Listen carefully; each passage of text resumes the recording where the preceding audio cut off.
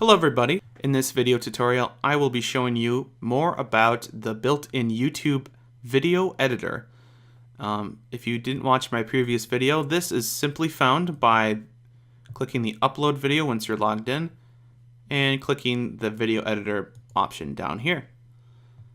Now, what's really great about this, as I mentioned before, is all the audio clips that you can use, as well as Creative Commons videos, uploading photos, importing, titles, other video clips, etc., etc.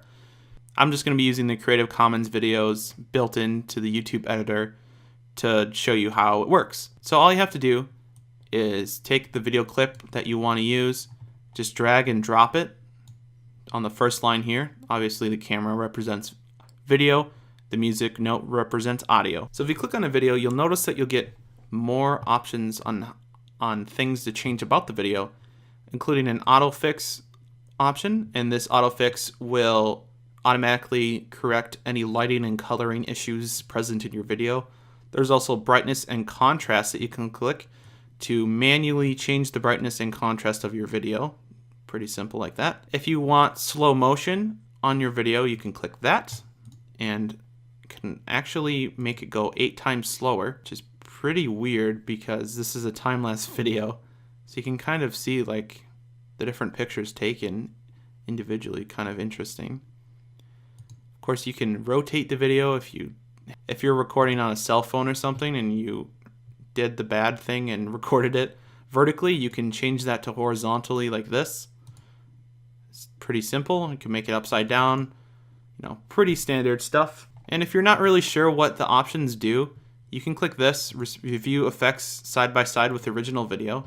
Any changes made will appear on the right, and the original video is on the left. So you can see this is our slower video because you can see like the individual frames taken on the time-lapse video there. You can also click this option to pan and zoom into your video if there's a bit of stuff going on the sides that you don't want. You can focus on one specific area in the frame. The last option here, stabilize video. Let's say you're filming this and you don't have a tripod. This will automatically scan your entire video and remove shaky camera motions and make the video more stable. You can change how stable it makes the video with this little slider option here. The second option on the right here is filters. This acts pretty similarly to Instagram filters. If you've ever used Instagram before, you just click apply and it will automatically color correct your video to that specific filter. And there's a few of these. I'll just show you one that's pretty drastic, the heat map. So you can see that, yep, it applied that filter. So I'll go ahead and undo that because it's kind of annoying to look at.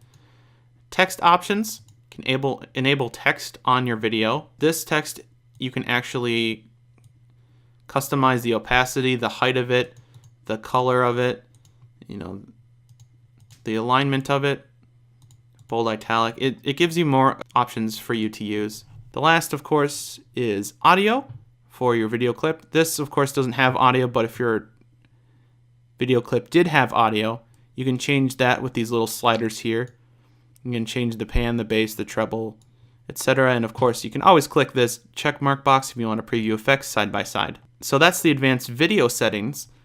Now, let's say I went through, I have a bunch of these in a line, and I changed them. I changed their properties exactly how I wanted them to be. Now, I'm ready. I'm done with the video, and I want to add some music, right? So, of course, it's just the same as adding video. All you do is drag and drop the audio. Now, there's not as many options, of course, with audio as there are with video.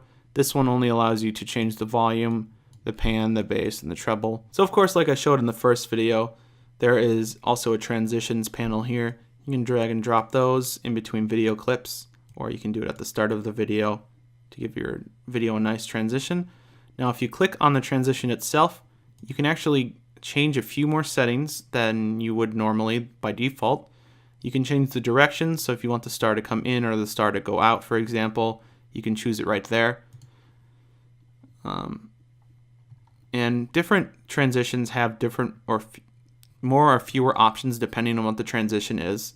So this puzzle piece, you can change the direction of it. Of course, you can't change the direction of the star one that I showed just a minute ago. The radial wipe doesn't really have very many options, if any at all. The horizontal blinds, you can choose the number of columns and the directions the columns are going, for example. Just some cool stuff you can play around with. The last but not least is text, and that's this A here. So if I go ahead and drag the text on a video, I can actually insert text onto that video, and I can change, the color, the font, the size. And of course, like I said before, if you click on a video and you want to change the text, there's a little text tab here. You can go ahead and change it from here as well. So let's say that you have finally figured out what you want your video to look like in this built-in video editor, and you want to start uploading that video. All you would have to do up here is go up here, change the title of your video. So we'll just say Thrifty Video Number 1. You can add or delete projects up here. So if I want to add a new project, that'll erase all of this and start over. I can do that. And all you have to do is go in the upper right hand corner and hit create video, and that'll automatically start uploading and processing the video. That's all you have to do. So that about wraps it up for the built-in YouTube video editor. Thanks for watching.